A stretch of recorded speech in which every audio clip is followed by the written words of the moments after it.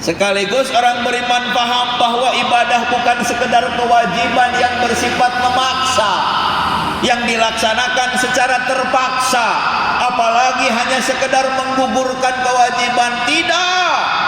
Aku sudah bisa ya Allah merasakan bagaimana nikmatnya dididik oleh Engkau. Hebat kan? Dididik oleh Allah untuk tidak makan, tidak minum, tidak. Jika dia tidak sabar, nggak bakal puasa. Dia sedikit saja imannya rusak, nggak bakal bisa puasa. Itu hebatnya.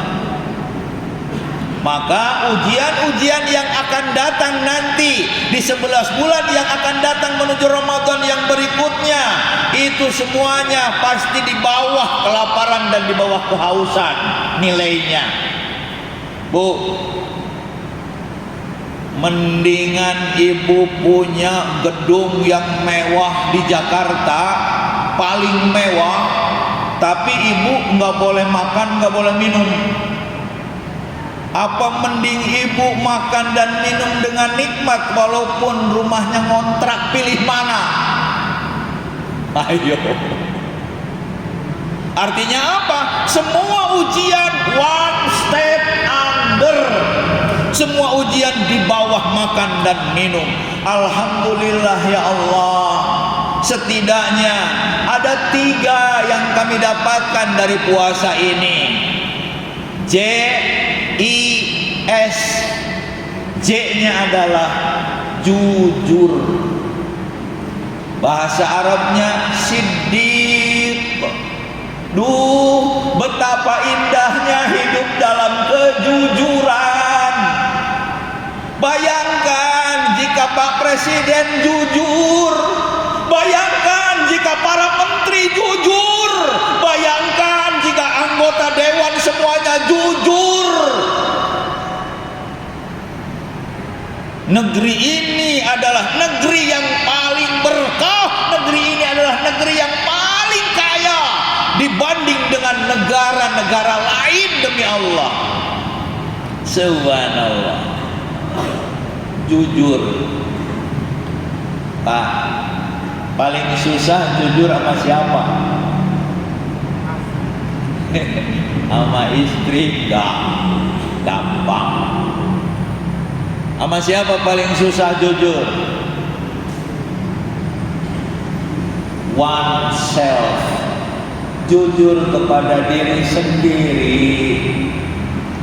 Nih, siapapun, Allah tidak mau tahu apakah ini miskin, apakah ini terhina, apakah ini bodoh, apakah ini dipicingkan di masyarakat, apakah ini orang-orang yang tidak terlihat, apakah ini orang-orang yang tidak dihargai. Gak peduli.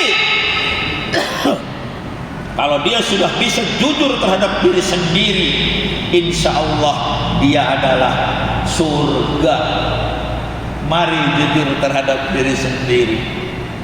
Pak, Ibu, kalau boleh jujur, pakai jas itu gatel, gerah.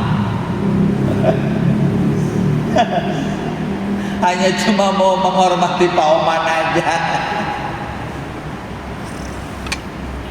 Orang baik jangankan pakai jas, jangankan pakai dasi, jangankan pakai gamis, jangankan pakai baju bagus, baju robek masih diciumi tangannya kalau memang dia baik. Why? Kenapa? Mari jujur kepada diri sendiri. Lucuti seluruh lapisan-lapisan hati. Jangan bawa diri capek. Allah, inilah aku yang sudah Engkau beri kelebihan terhadapku yang tidak diberikan kepada orang lain, sekaligus Engkau memberikan kekurangan kepadaku yang akan diisi oleh orang lain. Masya Allah, hebat. Ya Allah, inilah aku yang tidak harus jadi orang lain.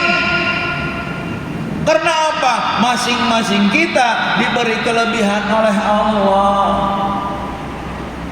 Tidak peduli kita orang miskin, tidak peduli kita orang bodoh, tidak peduli kita orang yang berada berada di pojokan, nggak peduli. Allah beri kelebihan.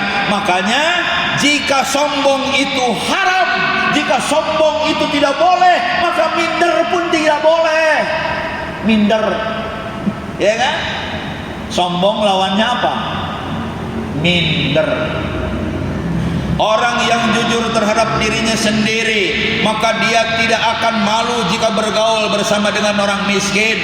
Orang yang jujur terhadap dirinya sendiri, maka dia tidak akan menjilat pantat orang kaya. Gak apain. Masya Allah. Itulah Bapak Ibu hebatnya jujur. Hasil pendidikan puasa. Kalau seluruh ibadah tidak membuahkan hasil, maka ibadah kita akan jadi mistis. Maka ibadah kita akan menjadi magic. Itulah kenapa sampai hari ini non-Islam, non-Muslim tidak tertarik dengan orang Islam. Kenapa? Karena apa? Karena kita hanya menggeluti ibadah-ibadah ritual yang tidak bermakna, yang tidak pernah menghasilkan integritas, yang tidak pernah menghasilkan akhlakul karimah. Kenapa bulan Ramadan mulia? Karena diturunkan Quran. Kenapa manusia mulia? Karena diajarkan Quran, allamal Quran. Kenapa malam Lailatul Qadar mulia? Karena diturunkan Quran. Bukan berarti Qurannya, tapi isi Quran yang sudah masuk ke dalam akhlak, ke dalam pribadi orang-orang yang beriman, itulah menjadi mulia. Kata Pak Oman, orang Sunda, beliau membawa peribahasa, monyet ngagugulung kalapa. Ngerti kan? Ngerti kan? Kera mainin kelapa. Ya cuma mainin doang, gak bakal pernah tertarik. Karena apa? Karena kera tidak mampu mencerna bahwa di dalam kelapa ada yang putih, di dalam kelapa ada yang manis, di dalam kelapa ada yang segar.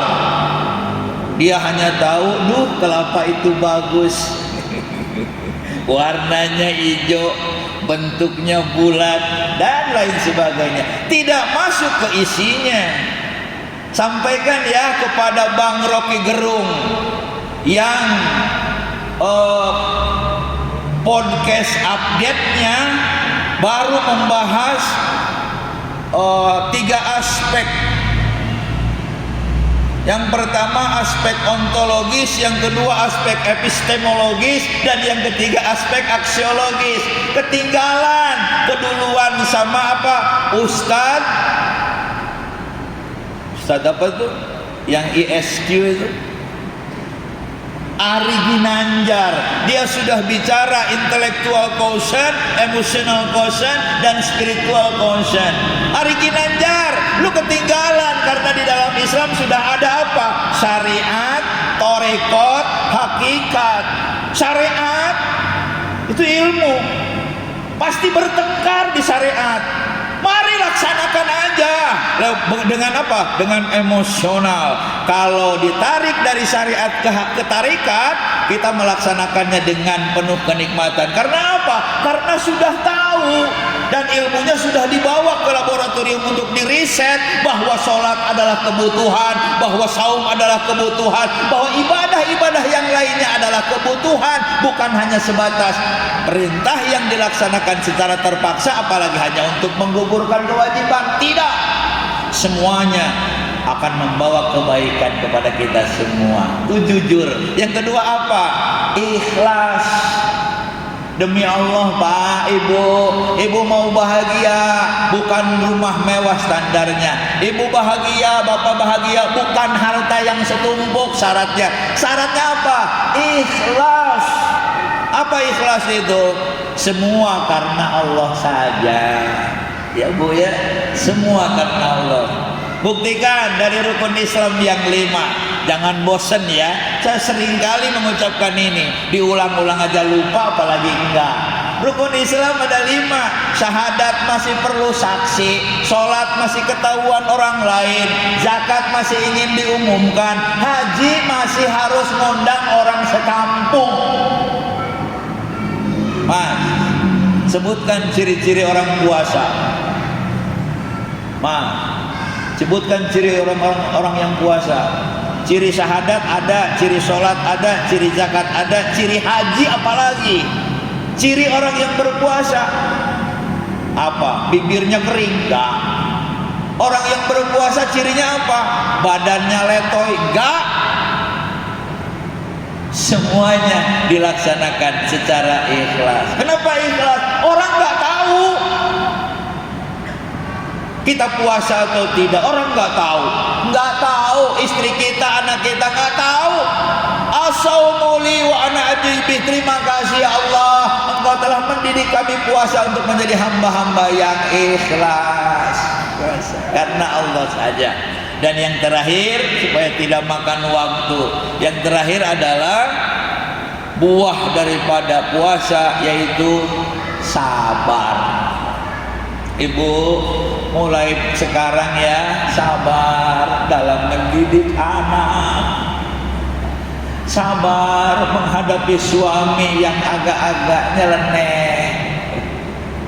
Mas, sabar ya dalam menghadapi kesulitan mencari nafkah, sabar di dalam mendrive emosi kita, karena ternyata puasa menghasilkan kesabaran.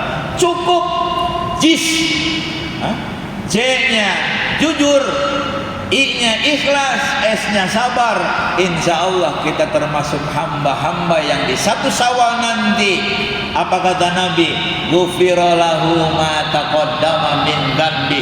Allah akan menjadikan kita seorang hamba yang bagaikan bayi yang baru dilahirkan. Mudah-mudahan bisa kita tata kembali hidup dan kehidupan kita, dari mulai bangun sampai tidur kembali, meniti hari merendah usia. Mudah-mudahan selalu berada di jalan Allah Subhanahu wa Ta'ala.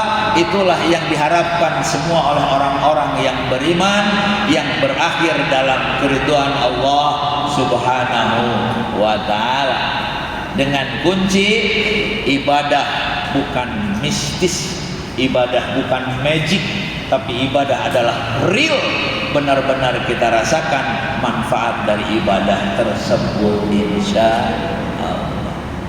Demikian Bapak Ibu sekalian, pendek saja, mudah-mudahan ada manfaatnya. Nasrullah wa fathun qarib. Terima kasih atas perhatian dan terima kasih untuk tidak ada pertanyaan. Mari tutup dengan doa kafarah majlis. Subhanakallahumma bihamdik, asyhadu an la ilaha illa anta, astaghfiruka wa atubu ilaik. Wassalamualaikum warahmatullahi wabarakatuh.